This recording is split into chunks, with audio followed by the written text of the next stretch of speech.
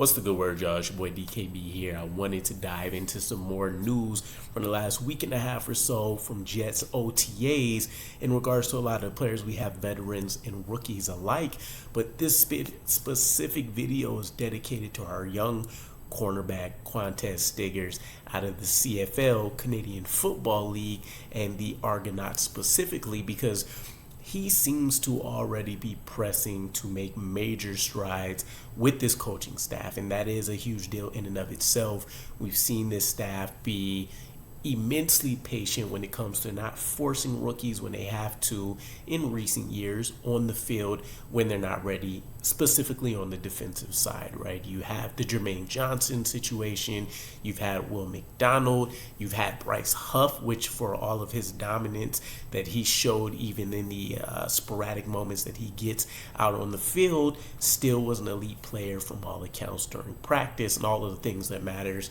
to this coaching staff in order to make it onto the field. And so I've been thoroughly impressed with the news that's been coming out.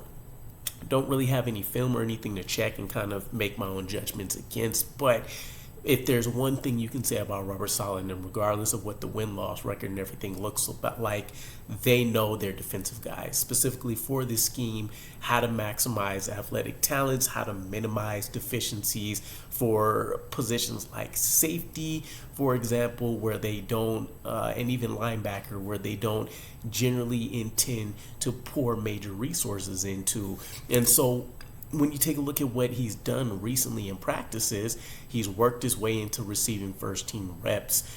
Allen Lazard is the major storyline here, right? He's been locked up when he's lined up against Allen Lazard has been locked up when he's been lined up against Qwan'tez Stiggers, broken up passes, pretty much deleting him out in the red zone where essentially it's a physical mismatch, right? And not only that, but an experience mismatch.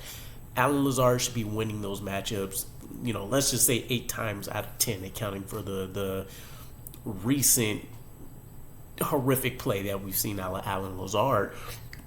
You have the connection with Aaron Rodgers that, he spent 5 years with, and so there's a lot there that should work in Allen Lazard's favor, but he's been absolutely locked up against Qwan'tez Stiggers. But even more so impressive, he's gotten some reps against guys like Garrett Wilson, for example, in the red zone, and he's been able to hold up against the likes of him as well. And Garrett Wilson has essentially been dominating anybody not named Sauce Gardner, and even winning his reps and his due share against Sauce Gardner as well. So just to kind of highlight what we're talking about here, and this shouldn't really be a foregone conclusion. I know he's a 5th-round draft pick, but if you think about the rarity that he's in, right? I think the number that I keep seeing is he's one of 5 players in NFL history that has been drafted into the NFL without playing college experience. And we know that these coaches can be very archaic when it comes to traditions and due process of how they,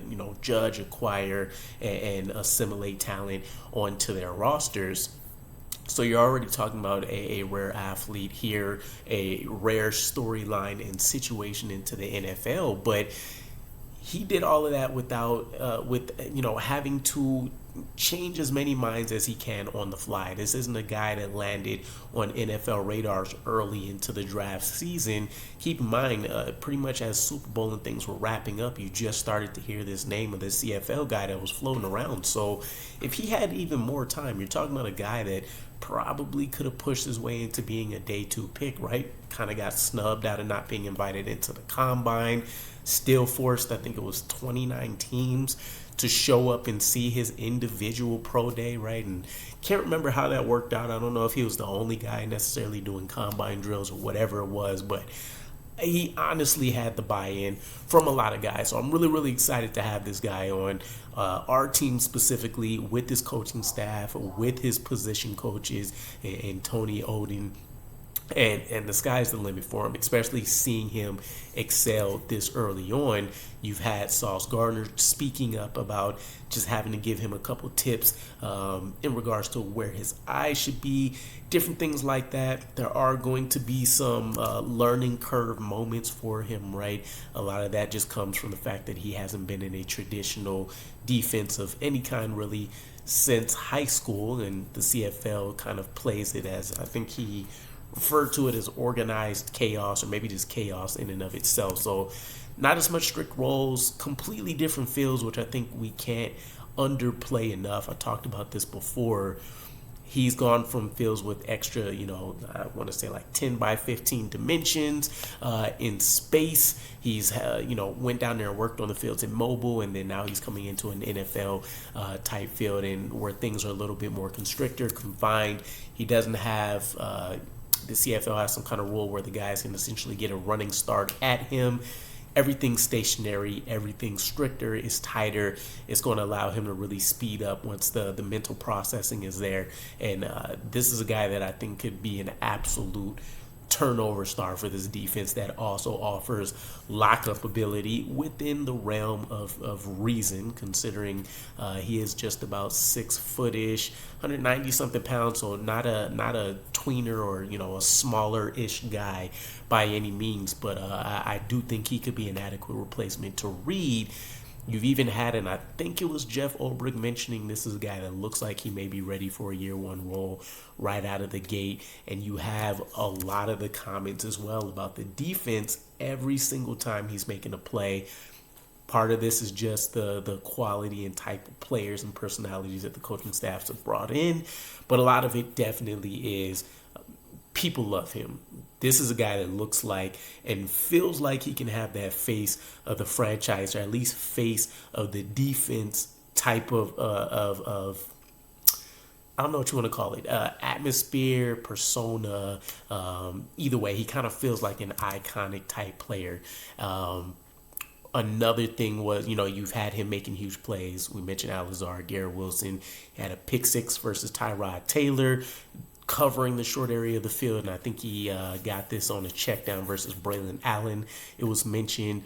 And then you had Aaron Rodgers essentially trying to pick on him, right? And what stuck in my mind was hearing Aaron Rodgers recall when he tried to attack and target Michael Carter II during our matchup against them, which I want to say was his rookie year.